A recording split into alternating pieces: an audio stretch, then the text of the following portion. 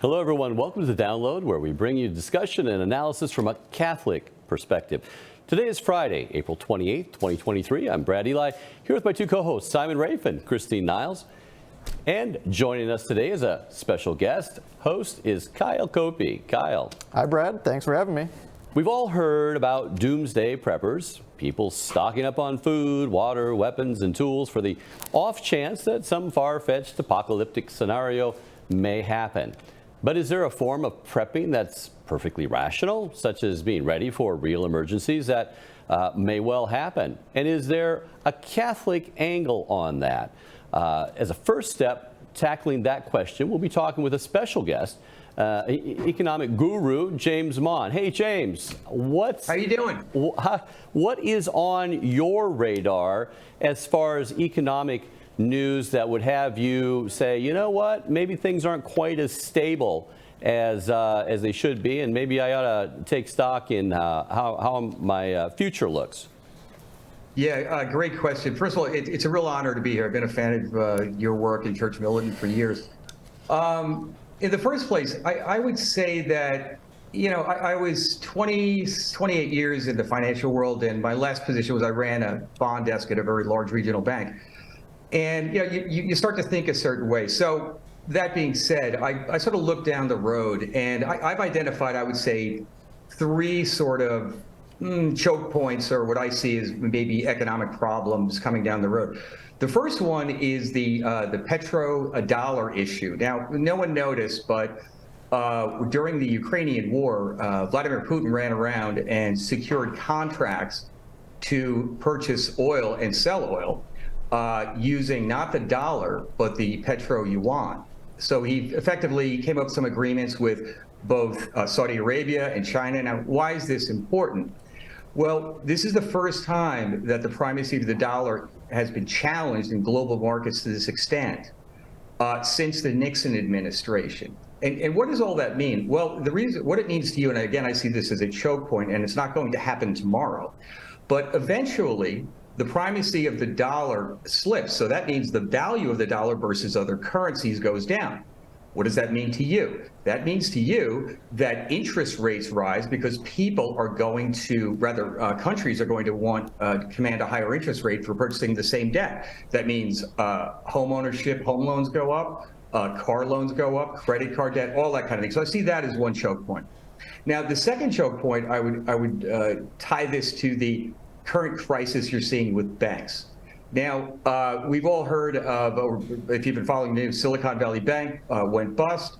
There was Signature Bank, there was Credit Suisse. Republic Bank just announced, I believe on Monday, First Republic, that there was a run on deposits where they lost like 40%. So there's definitely something going on. Now, what does that mean? Well, like all good Orwellian central planners, this is a chance for the outliers to jump in, and they can use central bank, and they can institute central bank digital currency, CBDC.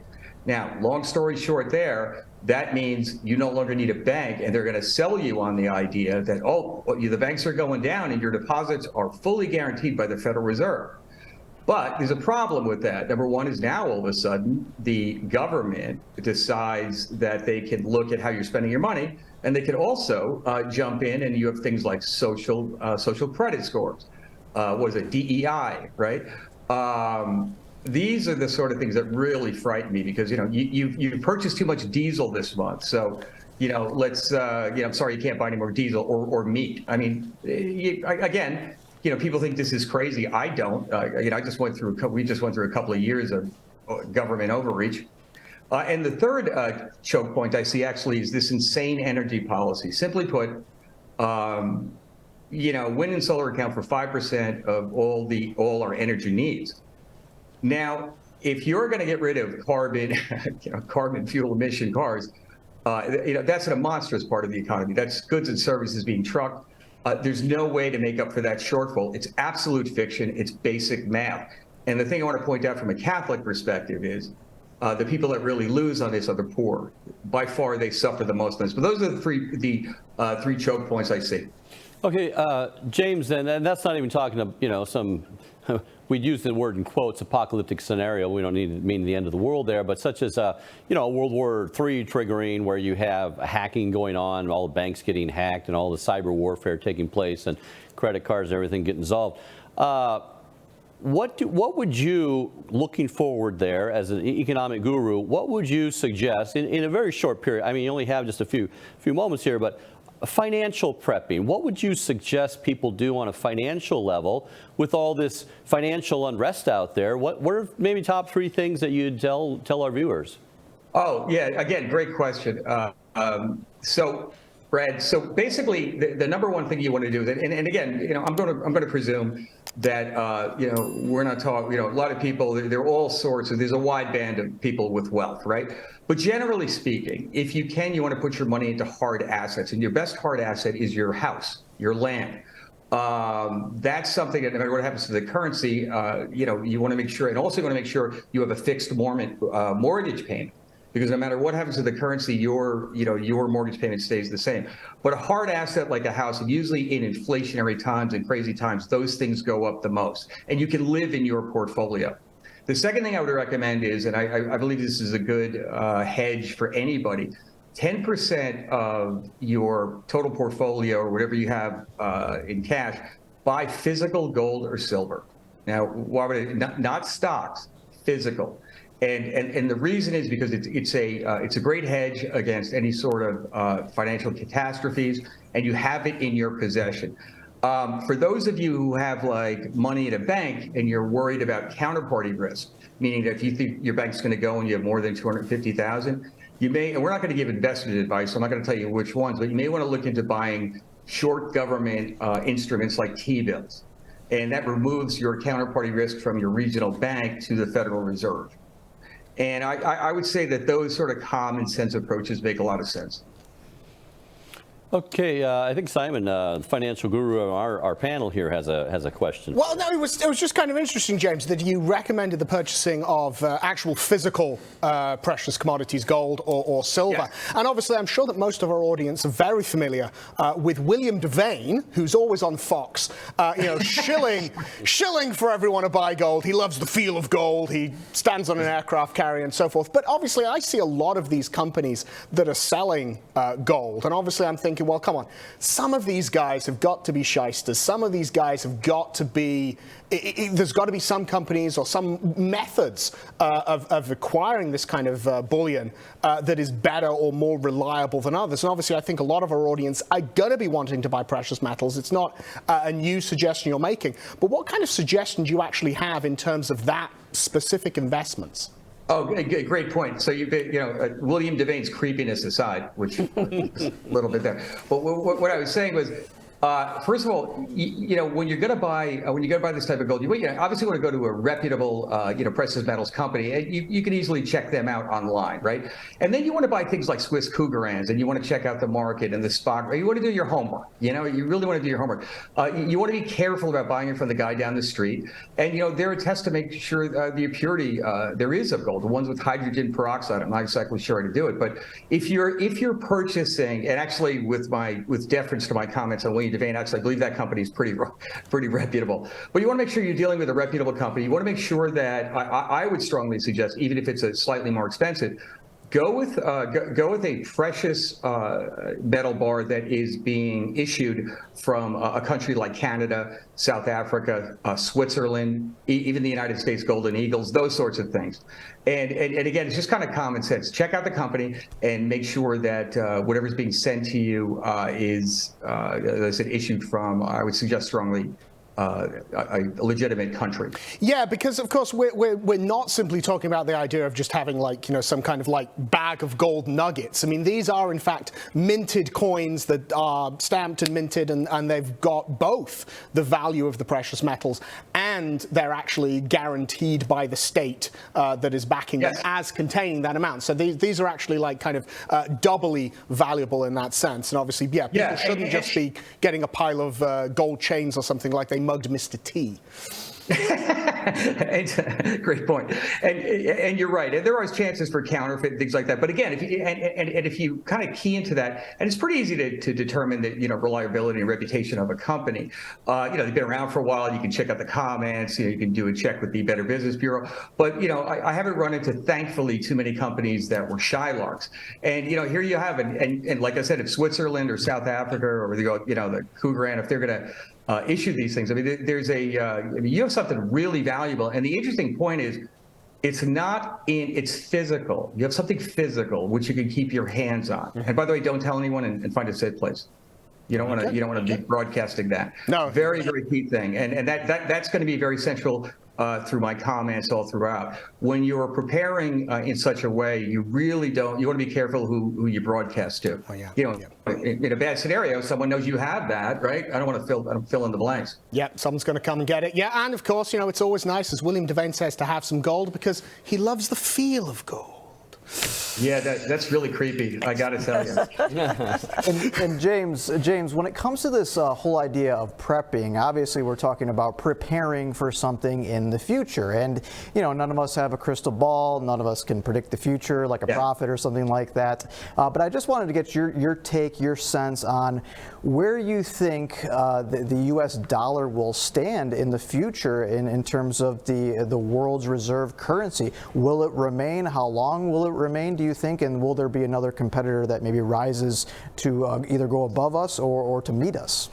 That's a great question, and thanks for asking. I have to tell you that I'm not very sanguine about the future of the United States dollar for various reasons. Most of all because of the cracking of the dam with respect to now having another option to exchange with petro contracts. Right now we have the petro yuan. Secondly, we're spending money like drunken sailors. I just can't believe the amount of irresponsibility, fiscal irresponsibility I'm seeing. I mean, they're throwing money all over the place, and I think our debt to GDP is the highest it's ever been. It surpassed World War II, and that was the highest it ever was. And so to get to your question, there's absolutely no way I can tell. There are no certainties, only probabilities. I cannot give you a forecast on a date, but I can say there is one caveat here that it just seems that there's no end of the creativity of the central banks. They're constantly coming up with new ways to invent money. It's called modern monetary theory. So the long run, I can't see this sustaining. Economic principles, standard economic principles have got to rule the day at some point. There has to be a reckoning and a reconciliation of the balance sheet, and I just don't know when. But I think being prepared for these kinds of things makes a lot of sense. So James, shifting gears real quickly here, you also take great pains to put aside other things besides just financial assets. What would you tell people out there in the material world, in the commodities and things? Beans, bullets, and Bibles. What should they be looking at? Urban preppers on a budget. What's the top things they should be looking at? Yeah, and this is something that, again, great question. I've kind of gotten involved in, and I've actually spoken to a couple of groups about this, oddly enough, and I've never done it before. But in the first place, I want to say, forget the financial dislocation. Just as a Catholic who has taking care of a family, right? We want to have things, and I'll go over them in a second. But our society has changed quite a bit. And just one example I'll give is your average grocery store. Whenever there is any hint of a problem, everything gets wiped out. Well, why is that? Well, there's no longer a stock room in the back because we moved to just-in-time accounting. Right. So now the truck comes every day, but they don't have a stock room. So what do we do in the event of a supply line disruption? So what I'm suggesting is, this is just common sense stuff, regardless of the financial world. But of all those folks having a family, go online and find things like beans and rice that can be stored in buckets that can last up to 30 years. This is a really key point. I mean, you can actually these things are they're very solid. They're viable. It's great nutrition. So understand what you would need, and really think through this logically. Okay, what will I need for food? And I would say is a good start for as many people are in your house. Figure out enough food for 3 months. right? Using these kind of long storage containers. Now, you can buy them right online. And the other thing is water. Okay, well, how do I get water? I'm in the city. Well, you try to store some, but what you also do, it's a thing called a jerry can, right? It's from Lifesaver. This thing can take puddle water on the side of the road and make it potable, right? You don't want to just store water. You want to understand how to clean water. There's also ways to clean water with unscented bleach, right? So again, and if you're living in a place like Florida where I live, right, you're going to have to figure out ways to collect water, So these are all things, but you kind of go through this rationally, right? And then the next thing is, okay, you got food. Well, how do I cook the food in a grid down scenario? Well, that's when you go through things like propane and a Coleman camping stove, right? You have to make sure you have propane. What about building a fire? How will I build a fire if I live in this city? How will I boil water, right? And then actually the third thing, and very briefly I'll mention is, again, I'm a big proponent of this, and I don't want to go into too long, but firearms. Get training, understand how to use a firearm, have one, and I would recommend something like a 9mm or a 5.56 because those are the most common rounds, and you can trade them in the event of a problem. So those 4 areas, I would say, and again, 3 months of food, water, how to cook food, figure that out, how to get water and clean it, and then I really strongly suggest firearm training. All right, James, thank you very much for talking with us today. Also a great Catholic, James Mon, and economic guru and a prepper. Thank you very much for taking the time to talk with us today. It was a real honor to be here, guys. Thank you very much. So prepping, at least as we're talking about here, or preparing for the physical and spiritual bumps on the road of life. These bumps are like speed bumps that cause us to slow down a bit and take stock. So, what are we talking about here? Simon, I can call you Simon the Prepper. Go right ahead. You live in an apocalyptic area called Michigan. Yes, I do. It caused you to take stock of your it did, yeah. energy sector and do something about it. Well, yes, we do. So I live in a little town. It's really very urban, but it's actually like a little enclave of a larger town. And for whatever reason, our infrastructure isn't all that good. So the slightest hint of a storm, slightest hint of ice, slightest hint of too much pressure on the electrical grid. You're out for 4 days. And I'm out for 4 days. So we were out for, and we only just moved in 19. And then the first time this happened, we were out for like a week, and we had to borrow a friend's generator because you couldn't find a generator for love nor money. So we borrowed a friend's generator. He still had power. And so I have purchased a generator. And so I've purchased a generator, and I got a very nice one because I wanted a very nice one. And I was like, well, I'm going to get something good to do it. But I would strongly suggest to people that on that subject of saying, look, you're going to get a generator because you need electricity. Think about all the times that you use electricity on a daily basis. How would you survive without electricity? Your food is kept cold via electricity. In many cases, the method that you use for heating your food is electrical. People don't have gas stoves. The whole idea of, Ocasio-Cortez wanting to ban gas stoves, she really doesn't need to. Something like only 25% of the country actually has gas stoves. Now, the advantage of the gas stove as opposed to the electrical stove is that it's very, very rare that your gas line stops pumping gas. When your gas line stops pumping gas, it means that the gas line has got cracked, at which point you've maybe got a larger problem than you. It's not that you don't have any gas, it's you have far too much gas in your house, and it's going to go boom. But having the ability to heat your food with gas, having a gas-powered generator, again, a very useful thing because you can keep your fridges running, you can preserve your food, you can boil water, you can have light. Just having said that, the world goes dark, at 9 o'clock, and what are you doing at that point? Or you can't work because you can't run your computer, you're working from home, and then you've got the additional problem of not only have I got all these problems, I can't work, I can't get my hours in, I'm not earning any money. So yeah, my whole thing would be, if you're going to make one purchase, it would be a generator. Just on that avenue of heating, cooking, I should say. James mentioned that you could have a Coleman stove with a little propane tank. I would mention to our viewers, just to put it on their radar out there, you probably have the ability to do this already. Your barbecue grill has a little side burner on it, and it's already hooked to a propane tank. It's probably stored underneath the gas grill, and make sure it's full.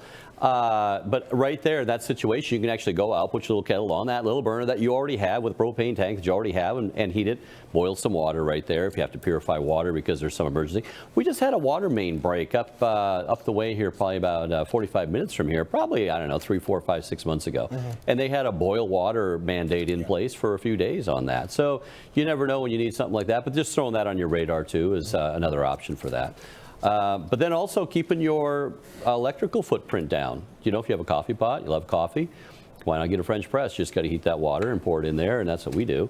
Also, you could have a popcorn popper, you know, instead of I'm coming around to your house in the electrical apocalypse, Brad. popcorn. I'm sitting there getting French press coffee and things. I like this. Don't do it anymore. This is a luxury. Air popper or microwave popper or something. You know, there's things out there. Just Brad's going to be sure to, at the close of this episode, give out his address so we can come. So we can all, in the apocalypse. You can actually have a cup of coffee and a bag of popcorn when you come to my place. You know, I'll accommodate. You can just show up. Everybody's welcome.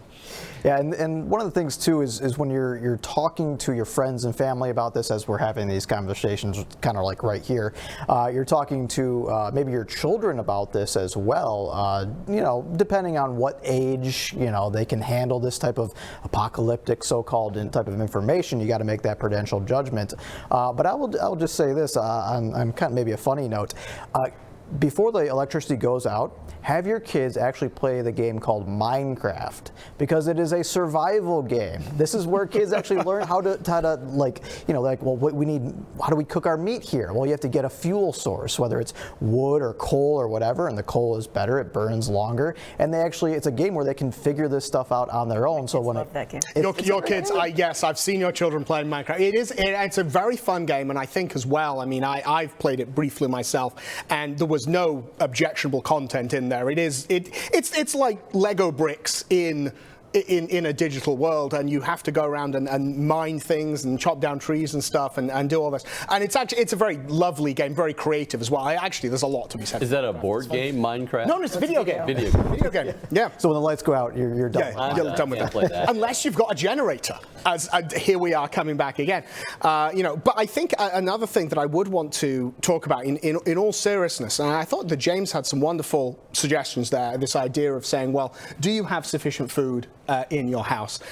You know, and do you have, you know, precious metal commodities, and do you have investments in your house? And he's got these, you know, the diversified investments, and you've got various things. You've got to know what you're doing with that. And I think that there is, sadly, there is a failure among many people nowadays, and not just people in younger generations, but even people in my generation and older, who have a complete failure to know what they're doing in the kitchen. That it becomes a question of saying, well, okay, I've got food for 6 months. Well, okay, what you've got is you've got a bunch of Hungry Man dinners in the fridge. You know, you've got that, and there is some very valuable and very useful cooking skills that you can get that will not only provide you with good sort of in the face of apocalypse solutions, but they will also provide you with opportunities to save money. For example, just one example that I've taught multiple people here, a chicken for roasting, variably it's about, you know, $1.50 a pound, depending on where you go. To buy the individual pieces of that chicken, like the breasts and the legs and everything all jointed up, you're looking at $2, $3, $4, $5 a pound, depending on what it is. You can get the chicken, break it apart yourself very simply. There are videos on YouTube to show you how to do it. If you can stand his language, Gordon Ramsay has an excellent one. If you can stand his accent, Jacques Pepin has another excellent one for how to joint a chicken. But you can joint a chicken, turn it into multiple pieces. You can take the carcass, make stock, just one of those skills that will save you money, and also in the event of you know, this difficulty there, you're not, you know, standing in the Kroger aisle desperately fighting over the boneless, skinless chicken breasts. I think as Catholics too, we have that responsibility. I mean, obviously we have a spiritual responsibility to prepare ourselves for death, but we also have this responsibility, temporal responsibility as well, to take care of ourselves and to take care of our families. If that means learning certain skills or things like that, you know, we have to do that. I'm reminded of the Proverbs 31 woman who was extremely resourceful. She knew how to, you know, spin wool. She knew how to do business deals and buy land. She was very, very resourceful. She took care of her entire household. I think we as Catholic women, we need to become that, especially knowing that we are going to be facing these economic troubles. We already are. So, for instance, I've mentioned this before, but during COVID, the bread aisles were like empty. And I remember going to the store one day. Of course, my kids love to eat bread, and it was empty except for the really super expensive breads. And I was just like, I'm not going to spend a bunch of money on that. And so I just thought, darn it, I'm going to go home. I'm going to learn how to bake my own bread. And there's so many resources on YouTube. And so I found one, and now I bake my own bread. It's so easy. It's so cheap. You make 4 baguettes for almost nothing, and the kids love it, and it tastes 100 times better. Yeah, I've had your bread. It is very good. About the doing it yourself is a huge thing that we're just missing in the modern age, because we all want to go out for fast food or buy fast food dinner or something. Buy that chicken dinner you just pop in the microwave. But tying in with James, what he's got going on, you want to save money, just start cooking. Mm-hmm. Yes. Stop going out to eat. Especially today, it's just crazy. Oh, but if it's a woman's role to actually, take care of her house and prepare for this, how much more a father's role to be the provider, defender, protector of the family?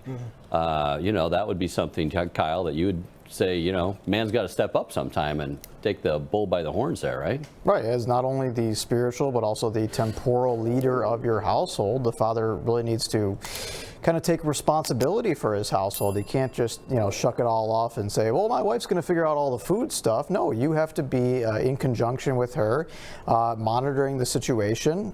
There's a lot you have to learn, educate yourself as a father, and you can do that, like Christine did with, just watching maybe a YouTube video. I mean, we're in the information age, right? We can pull all that up. We talked about this with not going to college. Just educate yourself on this stuff. But I think when it comes to fathers in particular, we talked about the food issue, but you also want to look at sort of your physicality as a father too. Because for one, if stuff hits the fan, you're not going to be able to go to the pharmacy to get something for your ailments. Your doctor's probably going to be shut down. The hospital is going to be shut down. And if you're not in as good physical condition as you can be, leading up to that, exercising, maybe a little weight loss, whatever it is for your particular situation, you need to be ready for that physically. Because what's going to happen? Someone might attack your home, and you need to be able to defend yourself. So learning a martial art would be, not a food thing, but a good way to physically prepare for that as a father. Yeah. James Bond, if he'd been on a little bit longer too, he'd be talking about the Catholic angle. He's a good Catholic, very good Catholic, and his emphasis on the spiritual preparation right now is even far more than the financial, far more than the temporal. And first and foremost, get yourself in a state of grace, because that's how God can lead you. You need to have active counsel, wisdom, fortitude, and those type of gifts of the Holy Spirit, along with prudence and temperance and all these things along on just the moral virtues, active, so that God can inspire you, can put a holy reverential fear, can put that instinct in you to act upon and put people in your way that can help you along this way. And then you act upon. Also, he has to grant you the means to which you can go ahead and do the prepping. And it's very, very important, first of all. And the bottom line is this: when hard times come, it's for a reason. Providentially, it's for a reason. God heals as he wounds. It's medicinal punishments in that sense that, Israel sinned in the Old Testament, Israel's punished, be brought back to God. Well, how's the punishments? War, plague, and famine. What do we got today? War, plague, and famine. Yeah. The same thing's going on. And if you're missing the whole, if you're sitting there clinging to life by saying, I got to get all these cans of beans, and I got to get all this stuff, and I'm just clinging to life, and nothing's happening on the spiritual level, and you don't see it in the providential way, the window right there, then you're missing the whole reason for the season of hard times. Exactly. I mean, we have to remind people no one knows the day or the hour. So it is good to prepare and to stock up, but you could be taken at any moment. Just as we know, all these people died suddenly. Yeah. You had that horrific mining collapse in China last month. You just never know the day or the hour. You have to be prepared. So on the spiritual plane, that matters more than anything. Just put things in perspective, okay? Just so people are aware. Every day, about 330,000 people go to meet their maker. Mm-hmm. No, 330,000, yes, people go to die. That's 14,000 people every hour. That is 230 people every minute, and that's 4 people every second. So 4 people right now, every single second that we're talking, they are going to meet their maker right now. Are they prepared? The vast majority are not prepared. One of the best books I've ever read on this, it's called Preparation for Death by St. Alphonsus Liguori. I just want to read a quick excerpt from that. A sudden death is dreaded by all because there is then no time to settle our accounts. All confess that the saints were indeed wise because they prepared for death before it came. And what are we doing? Do we wish to find ourselves in danger of being obliged to prepare for death when death is already near? Therefore, now is the time in which we must do that, which we shall wish we had done when death is nigh. Oh, what anguish will the memory of the time we have lost, and even more, the time that has been badly spent. I'm thinking now, today, of Leroy Carhart, who has been moved to hospice, as Michael mentioned in the Vortex. This is a notorious late-term abortionist who has killed many thousands of late-term babies who would have survived outside the womb.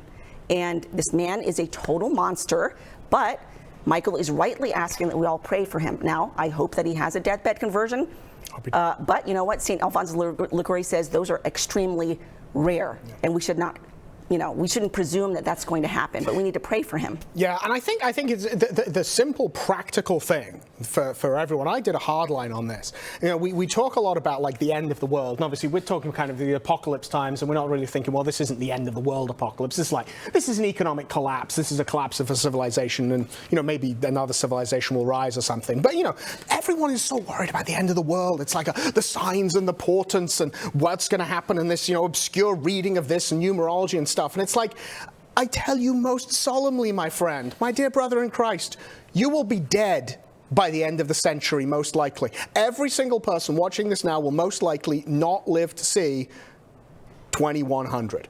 And it just probably won't. Maybe you've got a little babe in arms who will, but the vast majority of you will not live to see 2100. Death is going to come for you at some point. And as you say, Christine, it could come this afternoon. It could come, you could be crossing the road, bang, get hit by a bus, something like that. For added irony, get hit by an ambulance, and you will go to meet your maker. Did you go to confession, or were you like, oh, well, I'll get to confession when I can? And for priests out there watching, are you offering confession for people? That's a critical point. Are you offering confession for these people? Because if you're not, I don't want to have your interview. And the idea, too, on this preparation, do you have any rosaries in your home? Or do you have a few extra rosaries there? Do you have anything to maybe make a rosary in your home? Do you have any holy water? Do you have any sacramentals? You should have those things anyway. Blessed candles. Blessed candles, supposedly blessed candles, because the regular ones probably won't burn so well. I'm not sure where that came from, but I always understood blessed candles. I have so many blessed candles. Okay. So many of them. But spiritual reading and Bible, what happens if everything, it's martial law, and everything is hacked and, it's shelter in place and on and on and on? What are you going to do to console your family, to console yourself? You're going to have to pray, spiritual reading, Bible, that type of stuff. Specifically, do you have those things, or do you just have Kindle books? Right. My Kindle just went off because the power went off. The battery would go out after a few days. But specifically, what are you going to do? Days? What kind of Kindle have you got? Well, Kindles, the batteries on Kindles, I'm giving a good plug for Kindle. Oh, there you go. You're shilling for them. You're sponsored by Kindle, huh? Right. But what are we going to do on Sundays? Like during COVID, we all had the convenience because the power was on to live stream Mass or whatever, and that was terrible. I got to tell you, I hated doing that. But it was something instead of nothing. But what about if the power goes out? I live miles and miles away from my parish. We're not walking to Mass on Sunday. No. What are you going to do? Are you going to do what they call so-called dry Mass? You can do that. You can buy the missal yourself. You can go through it with your family to at least, because your Sunday obligation is still going to be there in terms of using a proper amount of time to worship God. Oh yes, certainly gathering the family on Sunday. I think any good father and parents would want to gather their family together on Sunday. Set aside a specific time, of course, for prayer and that type of thing. And we did. I mean, it was blackout. We reported on it in March of 2020. Who would have thought, if you'd have said the year before that, oh, there's not going to be any sacraments at all for a given period of time, you're like, what are you talking about? A week before that. You're crazy. That came very suddenly. Really? Yeah. So those type of things that we were saying completely beyond the pale absolutely could not happen, did happen, and they already did happen. And it was also worse in Europe over the winter, if you recall, I think it was Germany and Poland. Their winter was horrible because they weren't getting enough fuel to heat their homes, so they were literally having to go out into the forest and gather wood. And a lot of people died. Yeah. A lot of people died, and that could happen here. Yeah, so the idea that you want to be spiritually prepared is really the reason for the season. Also, I'd like to throw out there, if you talk to some good priests and stuff, even good priests, they're going to say, well, pray, hope, and don't worry, God will provide and all this type of stuff. Okay, well, there's some biblical precedent for prepping, right? Noah. Okay, the hard times were coming. He's supposed to build an ark and gather all the stuff and everything he needed, and even the animals that were going to be carried on. So that Parable of the wise versus foolish virgins. They were prepared with their lamps with oil. Yeah, and then also Joseph of Egypt, right? He had the vision of I guess you call it then a private apparition maybe, although it was public revelation at the time, or looking back. But okay, the 7 weak cows eat the 7 fat cows, right? And then that meant that there was going to be 7 years of plenty and 7 years of famine. So he spends 7 years of prepping. You know, the Pharaoh gave him all the time and money in the world, and he built all this stuff up and prepared. I would like to meet with him in heaven and say, you know what? I bet 6 days before the famine hit, you were about ready to be stoned, because you just went through 7 years of plenty. The people are working like slaves, storing all this food. It's like, we have all this food and you want to store more, and you want to work us to store more? Why are we storing all this? And if this doesn't happen, you're dead. You're dead, yeah. And then it happened, and they're all like, oh, wow, you knew something. You knew something, you got it. But that's prepping. That's God saying to prep. I think I actually want to return to like a couple of, kind of practical things, because I was talking about, look, a lot of people don't know about cooking. And how to do it, and how to do it in a good and economic way. But there's a phrase in England, where I come from, where the history comes from, which is take care of the pennies and the pounds will look after themselves. The American version will be take care of the cents, the dollars will look after themselves. And so, of course, look, we're talking about this idea of should we go to William Devane, or should we get, some Krugerrands or whatever from Rosalind Capital or whoever? Should we invest in our house? Should we plow? Where do I put this $10,000? And okay, on a day-to-day basis, people are not dealing with $10,000. They're dealing with $10. They're dealing with $5. They're dealing with, scraping at the bottom of their cup holder so that they can get a McDonald's coffee or something. And I think an important thing is have a household budget and stick to it.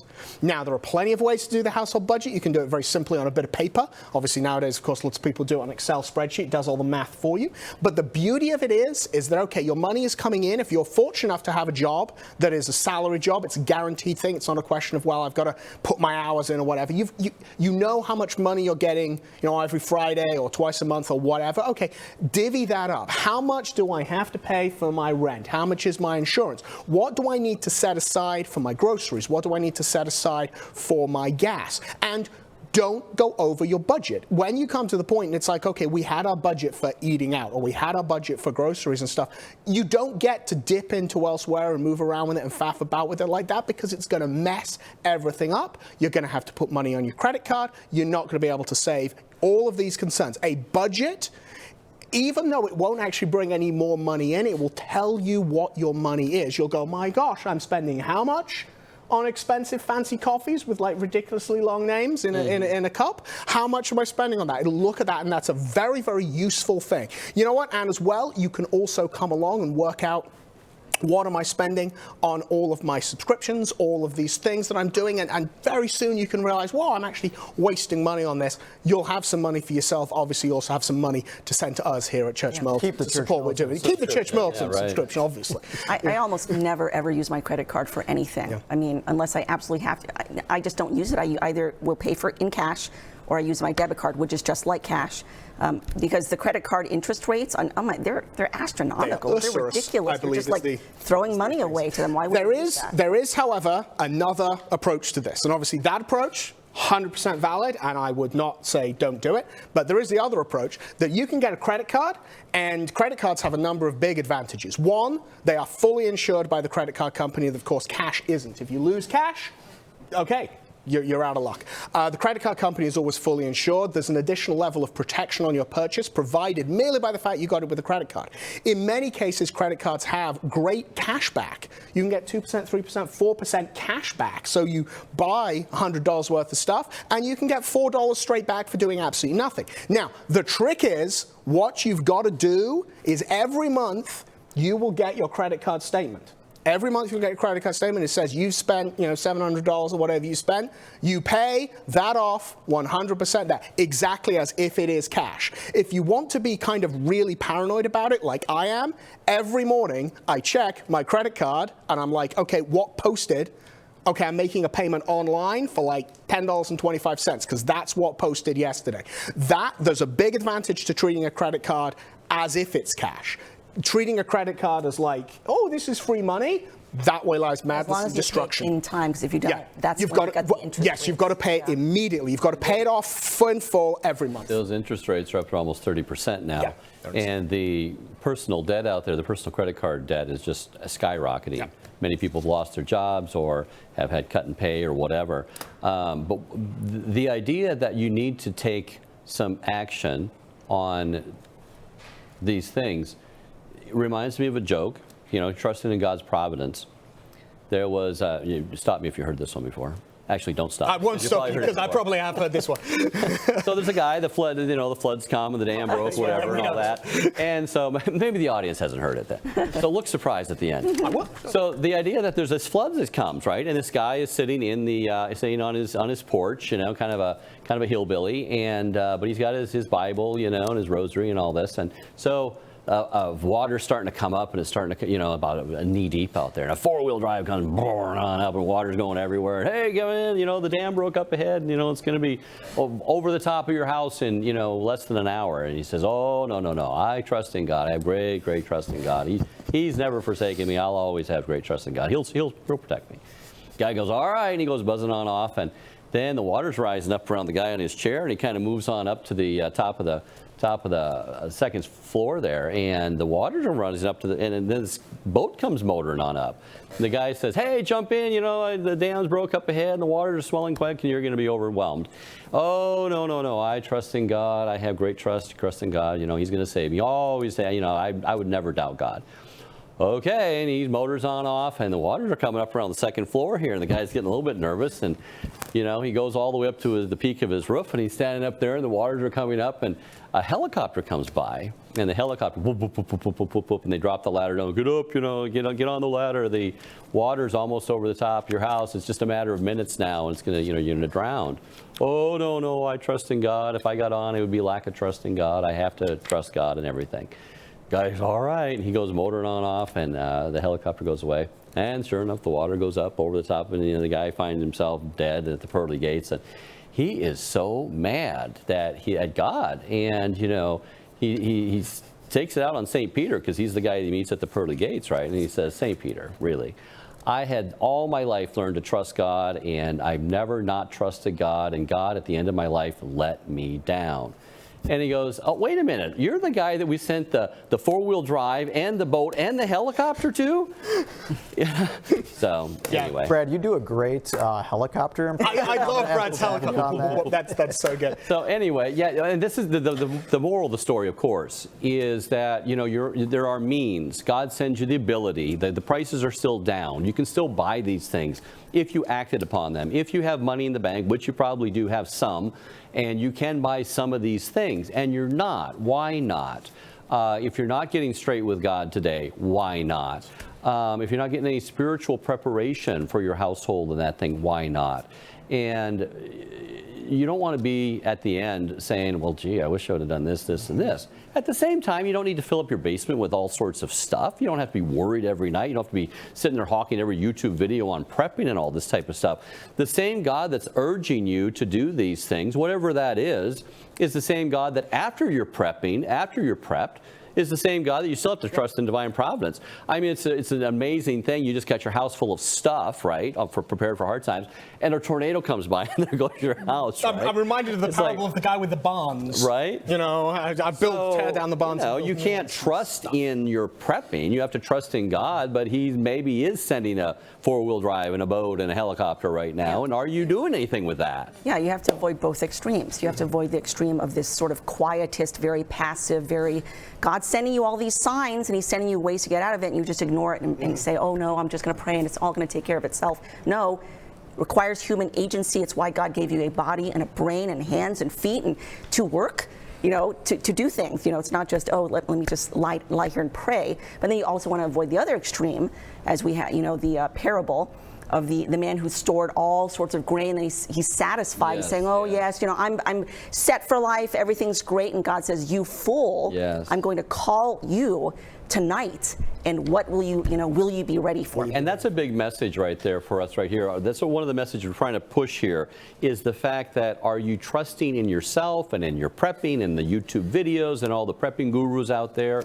Really? That's what you're completely missing the whole reason why you were created, why there's difficult times in life, why you have to bear the cross sometimes.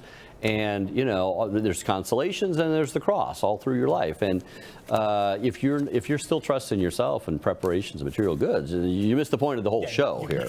This is why we are given both faith and reason. This example is a perfect one here, is that in a terrible situation, you have to utilize both. You have to trust in God as much as you can, but he also wants you to, know the things that you can change, and that's where your reason comes in to figure that stuff out. Yeah. It's the little phrase, pithy little phrase, God helps those who help themselves. It's God that actually gives you the ability to help yourself in that sense. It's God that gives you the means and the inspiration and the opportunity to do whatever level of prepping you can. Yeah, the slogan that I go by, sometimes attributed to St. Augustine, others to St. Ignatius of Loyola. I don't know who said it, but work as if everything depended upon you. Pray as if everything depended on God. Work and pray. Yeah. Or the coach at Notre Dame said that. I think it's totally right. What I want to do is actually just, because obviously the spiritual stuff is the most important, but there's actually just a handful of practical things, very specific, narrow, practical things that I want to put out there, because I think that they're very useful. They've been useful to me. Very specific, very narrow. Other people will have other ones in the comment. The first one, I have a list of rules that I live by that I've written. I think the receptionist ladies actually have it tacked up on the wall because they were so impressed by it. One of the rules is never carry one of anything important. So if you are discussing this sense of the propane tank, you don't have one propane tank, have two, because something can go wrong. Okay, never have one of anything important. The phrase on that, two is one and one is none. Yes, one is none and two is enough is the thing. But yes, it's that thing. Never have one of anything important.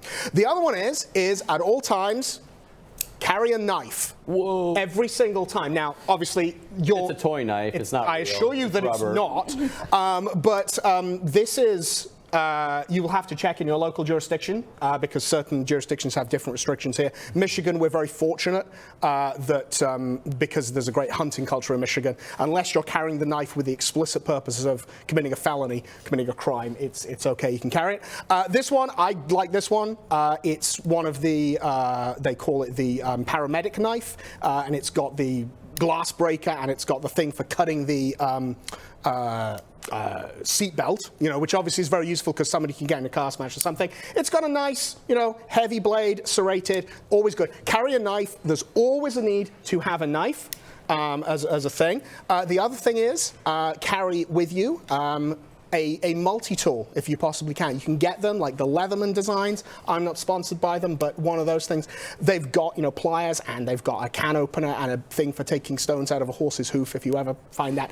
And all of that sort of stuff on there, again, very useful. Screwdrivers, that sort of thing. Always carry a flashlight with you. Always carry a flashlight. I have a tiny little mini mag light that's like yay big, and it takes like 2 little AA's. Beautiful thing, little pencil beam. You can see stuff in the dark, and always carry some method of making a fire. Yes, so, absolutely. Prepping according to your circumstances, prepping according to your means. Circumstances, if you're on a farm, you got a wood burning stove, make sure you got, the ability to get all the wood there and stuff. But think things through for a minute. You stay on one topic, such as warmth. Power goes out, your electrical grid goes down, and your furnace, it's a gas furnace, but I know it needs electricity to run. Unless you have a generator to supply that electricity, you're going to be in bad shape there. So what are you going to do? So you just stay on that topic. Instead of jumping all over the place and a little bit of soap and toilet paper and all this other stuff, think about heat for a minute. Do you have warm clothes in the house? Well, I don't really have much for it. Maybe I'll get a little bit more of that. Do you have warm blankets in the house? Do you have some form of... they have these little heaters that have lighter fluid. You can put them in there, little pockets of heat, that type of thing. But is there any sleeping bags in the house or anything else that can stay warm? What is your thought on that? Just that topic right there. If you are going to have some form of cooking and you just have an electrical stove, well, like we said, do you have a gas burner on your propane tank out in the back. If not, James Bond was actually saying, well, they get these little Coleman stoves that are the little gas burner, and you can hook up a propane tank to it. They have Coleman fuel, but there's a converter that you can use for a propane tank as well. So you can have one of those. They pop up, store away, and you stick a same propane tank. If you want, you can bring one of those in the house because it's burning fairly clean. So a blue flame, that is.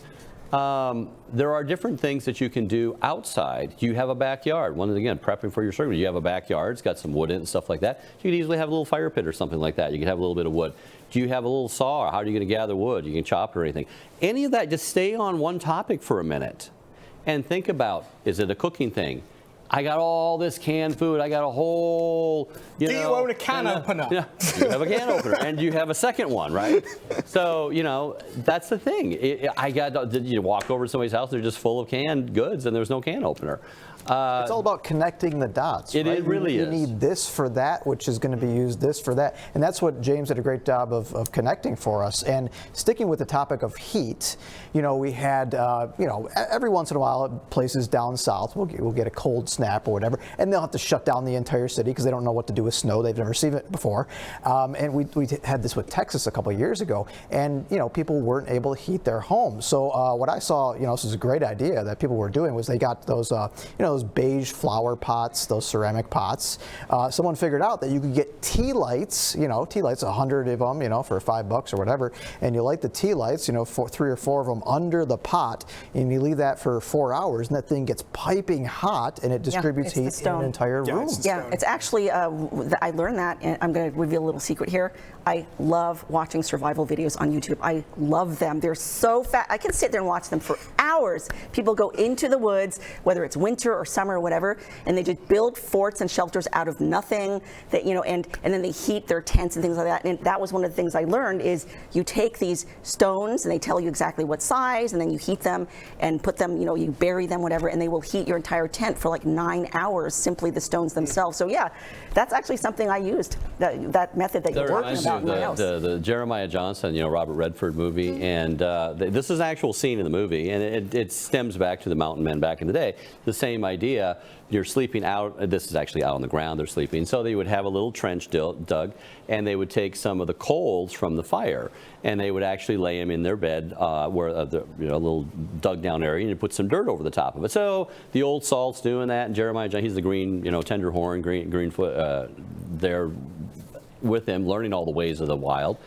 And in the middle of the night, all of a sudden, Robert Redford, he's Jeremiah Johnson, he jumps up and he's like, oh, on fire, and he's slapping himself and all this type of stuff. And the old salt is kind of barely wakes up with one eye and says, "Yep, didn't lay enough dirt down, saw it right off," and he rolls back over and starts storing it. Robert Redford's looking at him like, "Why in the world didn't you tell me?" The burnt hands teaches best, I think. They were doing stuff, way back when, and they didn't have all this electricity and everything else. So learning some of those things, like I said, you can get a French press. You don't need a big coffee pot. If you can heat some water, you can put the grounds in there. We do it every day. We just like that coffee. It brews its own self and everything. French press does make, just generally speaking, a better cup of coffee. Yeah, and we don't need a coffee pot. You don't need electricity for it. There's different ways of heating, like you say, with the tea lights and that. But do you have any candles in the house? Do you have any matches? Do you have a lighter for that type of thing? So think things through. Take some time. Get in a state of grace. Get in a state of grace. God will lead you. Let him lead you, and then trust in his lead. So thanks for joining us for today's episode of The Download. Now, please join us as we finish in prayer, begging Our Lady's intercession for our nation and our church. In the name of the Father, and the Son, and the Holy Spirit. Amen. Amen. Salve Regina, Mater Misericordiae, vita dulcedo et spes nostra salve. Ad te clamamus exules filii Eve. Ad te suspiramus, gementes et flantes, in hac lacrimarum vale. Ea ergo advocata nostra, ilos tuos misericordes oculos, ad nos converte, et Iesum benedictum fructum ventris tui, nobis post hoc exilium ostende. O clemens, O pia, O dulcis Virgo Maria. Amen. Thank the Father, and the Son, and the Holy Spirit. Amen. Thank you again for joining us for The Download. We'll be premiering a new episode like this every weekday at 5 p.m. From all of us here at Church Militant, God bless you.